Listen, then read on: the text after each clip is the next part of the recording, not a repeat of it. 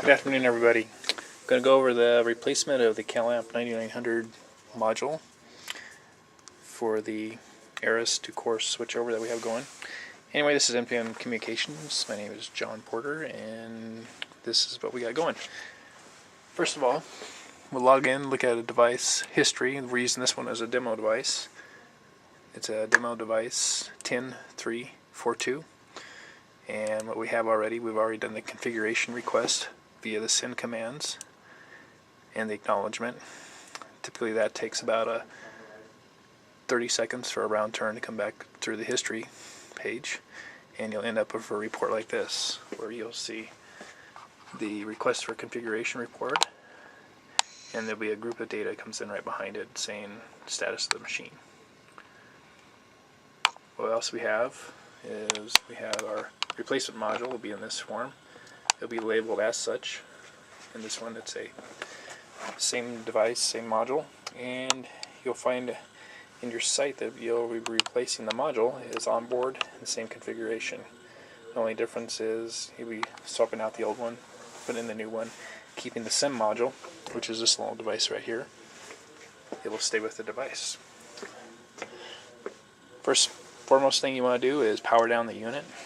Typically there's a power supply, but this being a demo device, I actually physically unplug the power cord to us, and we'll just leave that powered off for a few seconds here. Items that you'll have to take out: there'll be 3 securing screws here, here, and here, as well as the antenna. Really no particular order that you want to swap these out in or take them apart. I do the antenna and then the 3 screws as such.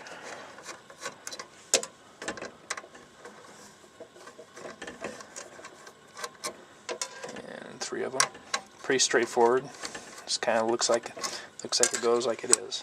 This device has pins up top, has a little wiggle, and you just kind of wiggle it loose, lifting up slightly. Try to lift it straight up. You find it comes off. You see the pins. This is the old device. Set that to the side. Grab your other one. Align the pins. If you worked on electronics any at all, this is pretty straightforward for you. But just make sure that the pins do align to the slots. There's only one way it will go, and then you'll find that all 3 screws line up accordingly. Do everything in reverse. Putting the securing screws back in. If I can get them going here. I typically leave them a little loose so where you can put them all in and work them around as you need.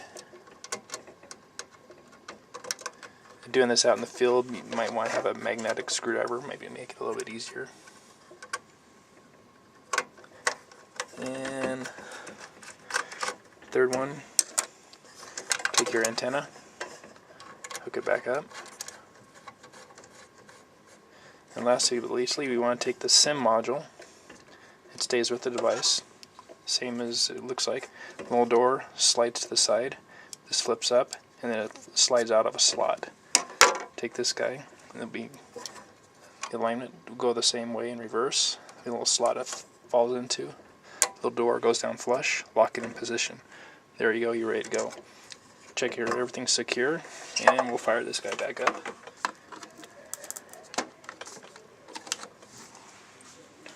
Power's on. I'm not sure if you can actually see it, but you see the green light flashing. It's going through its boot up sequence.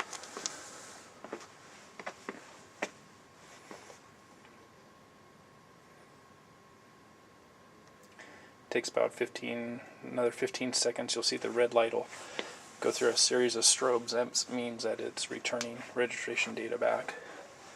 What we'll do, we'll actually ask the device to call in.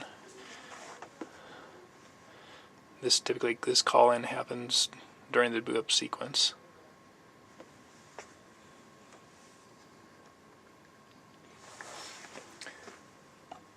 And kind of waiting for a long time out here. Go back to our web page. You can have somebody do this over the phone if you want to check it.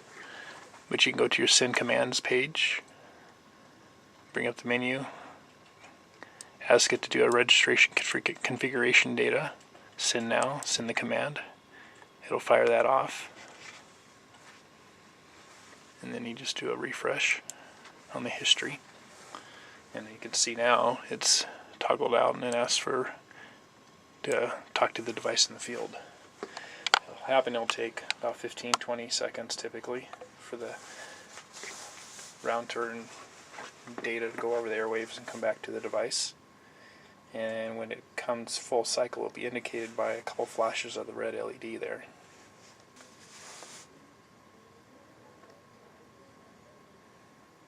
And we should get a couple strobes here of the red. The green saying information coming in, that's the request for data.